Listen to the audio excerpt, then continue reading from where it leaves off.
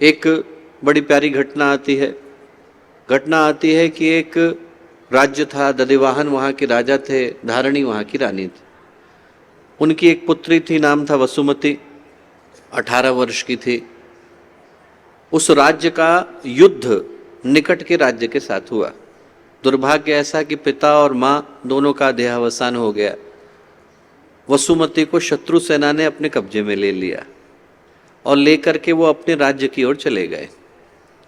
जब वसुमती वहाँ पर पहुँची तो उसके मन में भय था कि ये लोग शत्रु हैं, मुझे पता नहीं कि ये लोग मेरे साथ क्या करेंगे।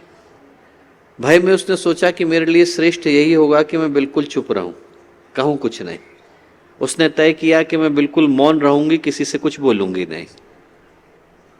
वहाँ के लोग जो थे वो उनको पकड़ करके ले गए, एक जगह चौराहे पे खड़ा कर दिया, इसको अभी थोड़ी देर में बेचेंगे। उस समय की प्रथा थी, गुलाम की तरह से लोग बेचे जाते थे। जब वो वसुमती वहाँ पर बिकने के लिए खड़ी हुई तो उस राज्य का जो सबसे धनवान व्यक्ति था, नाम था धनवह, वो वहाँ से गुजरता था। उसने जैसे ही वसुमती को देखा तो उसको वसुमती के अंदर अपनी पुत्री नजर आई। उसकी अपनी पुत्री का देहावसान हो गया था। उसे लगा कि आज यदि वो बड़ी होती तो इसी के बराबर होती, किसी कुलीन घराने की लग रही, ऐसा उसको लगा। तो उसने वसुमती से जाकर के पूछा कि वसुमती कौन है, क्या है, कहाँ से आई है। उसके मन में भय था, बोली कुछ नहीं, शांत रही, मौन रहने का अभिनय किया। अब जब दाम लगाने की बारी आई तो धनवह के पास सबसे ज्यादा पैसे थे, सबसे ज्यादा पैसे लेकर के उसने खरीद लिया, घर को ले आया। घर लाया तो धनवह की पत्नी का नाम था मूला। मूला को मन में ईर्ष्या हुई। उसको मन में लगा कि एक नवयुवती को ले आया है, ये कुछ बोल नहीं रही है, ये कुछ बता नहीं रहा है, पता नहीं दोनों के मध्य में क्या संबंध है। कहा उसने कुछ नहीं। धीरे धीरे करके क्या हुआ कि वसुमती घर में रहती, नौकरानी की तरह से काम करती, घर की सारी व्यवस्था को देखती। उसके मन में धनवह के लिए पिता की तरह से सम्मान आने लगा और धनवह के मन में वसुमती के लिए पुत्री की तरह से प्यार आने लगा। एक दिन जैसे ही धनवह घर के अंदर आया तो वसुमती अपनी जगह से उठी और जाकर के उसके चरणों को छुआ। चरणों को छुआ सम्मान के कारण। चरण छुए तो उसके जो बाल थे वो धनवह की धोती पर गिर गए। धनवह जब अंदर को गया तो पत्नी ने बालों को देखा, मन में शक आया, बोली कुछ नहीं। तुरंत उसने मन में संकल्प लिया पत्नी ने कि जैसे ही पहला अवसर मिलेगा वैसे ही मैं इस वसुमती से बदला लूंगी। जैसे ही धनवह 1 माह के व्यापार दौरे पर गया, पहला काम उसने ये किया कि उसने वसुमती को बुलाया, दोनों हाथों में दोनों पैरों में हथकड़ियां डाली, बाल साफ करे कि इन बालों की वजह से ही सारी समस्या है, तहखाने में डाला, घर छोड़ के चली गई। 1 माह के बाद धनवह लौटा। जब धनवह लौटा तो उसने देखा घर में तो कोई है नहीं, घर पूरा खुला हुआ है, यहाँ पे ताला भी नहीं लगा हुआ है, सब लोग पता नहीं कहाँ को चले गए। वो घर के अंदर घूमा तो घूमते घूमते तहखाने में उसको वसुमती मिली, हथकड़ियों से जकड़ी हुई, हाथ पैर बंधे हुए। खाना 1 महीने से खाया नहीं था, एकदम मरने की स्थिति में थी। धनवह उसको उठा करके लाया, बाहर जो चौराहा था, अहाता था, वहां ला करके रखा और वहां पर रखा इस आशा के साथ कि जैसे ही भगवान सूरज की किरणें पड़ेंगी तो शायद उसके अंदर प्राणों का संचार होएगा। अब अंदर गया घर के अंदर इस आशा और इस भाव के साथ कि कुछ खाने को मिल जाए। कच्ची दाल पड़ी थी, वो लेकर के आया, वो वसुमती को दी।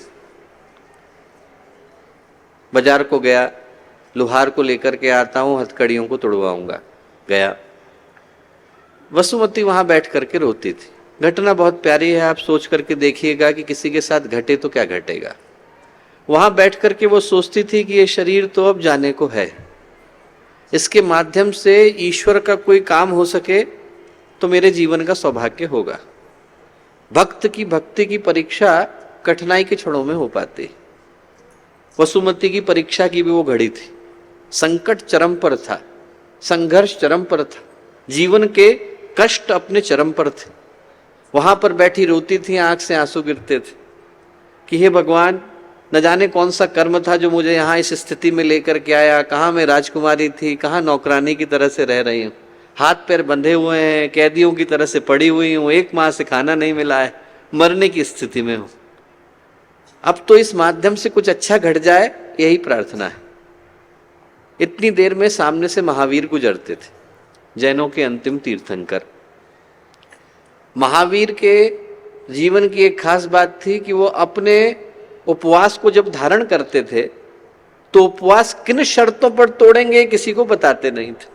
शर्तें मन के अंदर है, यदि कहीं पर कोई भगवान है, ईश्वर है, तो मेरे मन को पढ़े, शर्तों को पूरा करे, और नहीं तो मेरे मन का वहम है। 5 महीने 25 दिन से अन्न का एक दाना महावीर ने नहीं लिया था, ना अन्न लिया था, ना जल लिया था। क्यों? उनकी 7 शर्तें थी। वो शर्तें जहां पूरी होंगी वहां पर भोजन को करेंगे।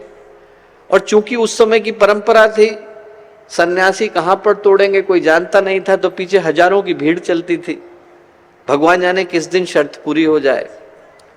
जैसे ही महावीर ने वसुमती को देखा, हथकड़ियों में जकड़े हुए, आंख से आंसू गिरते हुए, पास में कच्ची दाल को धारण किए हुए, रोते हुए, तुरंत वो वसुमती की ओर को बढ़े। क्यों? महावीर की 7 शर्तें थी। क्या? अन्न राजकुमारी के हाथ से ही ग्रहण करेंगे, पहली। दूसरा, वो राजकुमारी नौकरानी की तरह से रह रही हो। तीसरा, हाथों में पैरों में हथकड़ियां पड़ी हुई हो। चौथा, उसके बाल मुड़े हुए हो, कटे हुए हो।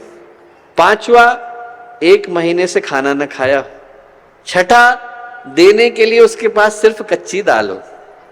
सारी शर्तें वसुमती पूरी करती थी। आगे बढ़े। जैसे ही वसुमती ने देखा कि महावीर मेरी तरफ को आ रहे हैं, चेहरे पर खुशी आ गई कि मेरे हाथों से शर्त पूरी होने वाली है। खुशी आनी थी कि महावीर के कदम रुक गए, क्योंकि 7वीं शर्त ये थी कि देते समय में आंख से आंसू गिर रहे। पहले गिर रहे थे, बाद में मुस्कुराहट आई। महावीर जैसे ही रुके तो वसुमती की आंखों में फिर से आंसू आए। कितने पास आकर के भी ये संभव नहीं हो पा रहा है। और जैसे ही वो आंसू गिरे, महावीर ने आगे बढ़कर के कच्ची दाल ली। उसी रात को उनको समाधि लगी, निर्वाण प्राप्त हुआ, अभिनिष्क्रमण हुआ। जो भगवान बुद्ध के जीवन में सुजाता की खीर का मूल्य है, वही मूल्य भगवान महावीर के जीवन में वसुमती की कच्ची दाल का है। कहानी सत्य है या असत्य मैं कोई नहीं जानता, पर जो कहानी का मर्म है, संदेश है, मूल्य है, वो बड़ा सत्य है।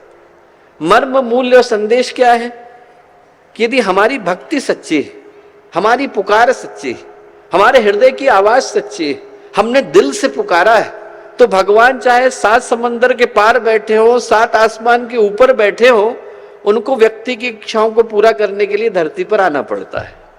हमारे YouTube चैनल शांति कुंज वीडियो गायत्री परिवार को सब्सक्राइब करें एवं बेल आइकन जरूर दबाएं ताकि गायत्री परिवार की विभिन्न गतिविधियों की जानकारी आपको मिलती रहे।